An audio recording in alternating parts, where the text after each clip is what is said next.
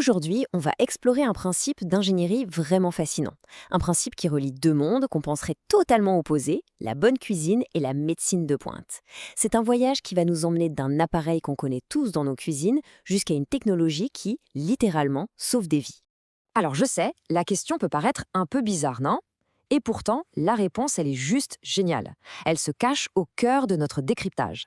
Parce que oui, ces deux objets, qui n'ont à première vue rien à voir, eh bien, ils reposent sur exactement le même principe physique, la puissance de la vapeur sous pression. Allez, on plonge, on va voir ça de plus près. On commence par le plus familier d'entre tous, l'autocuiseur. Ce héros des cuisines modernes qui nous promet des plats savoureux en un temps record.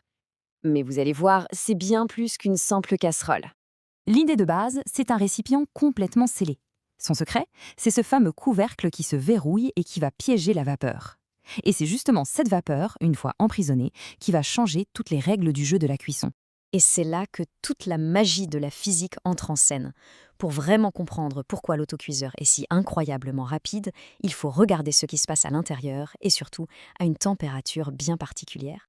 Le processus, en fait, est assez simple. On chauffe de l'eau, elle se transforme en vapeur. Mais comme cette vapeur ne peut pas s'échapper, eh bien la pression monte, monte, monte. Et c'est cette pression qui va forcer l'eau à bouillir bien au-delà de sa limite habituelle de 100 degrés. Et voilà, le chiffre magique, 121 degrés Celsius. En gros, avec une pression d'environ 1 bar de plus que la pression atmosphérique normale, l'eau ne bout plus à 100, mais à 121 degrés. C'est cette chaleur supplémentaire qui est le vrai secret. C'est ce qui permet de réduire les temps de cuisson de 50, 70, voire 75%. Les réactions chimiques qui attendrissent la viande, qui cuisent les légumes, tout est incroyablement accéléré.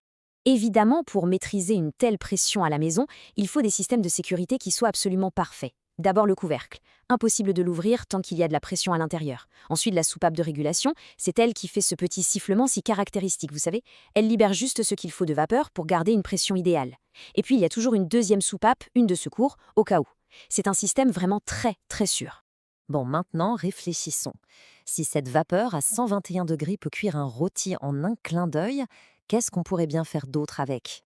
Et c'est exactement là que notre histoire bascule et qu'on quitte la cuisine pour entrer dans le monde médical. Là, on fait vraiment le grand écart. Le principe, lui, reste rigoureusement le même, de la vapeur d'eau sous pression pour aller au-delà de 100 degrés. Par contre, l'objectif, lui, change du tout au tout. D'un côté, on cherche à nourrir, de l'autre, à stériliser pour protéger.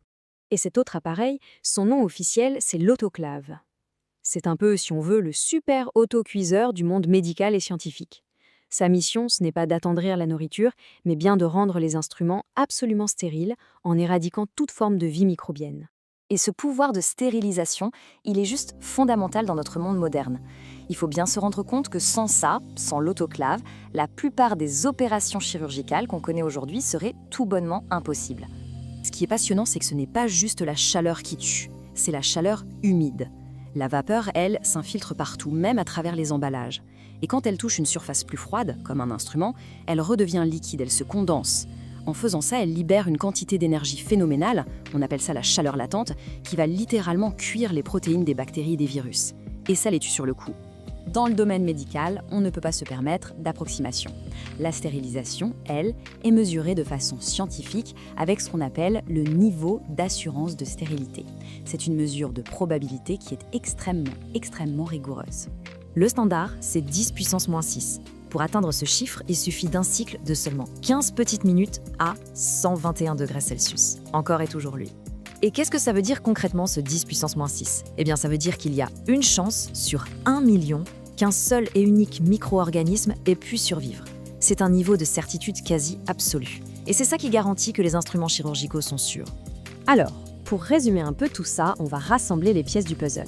On a vu deux appareils qui servent des objectifs très différents, mais qui, au fond, partagent la même conception, la même physique.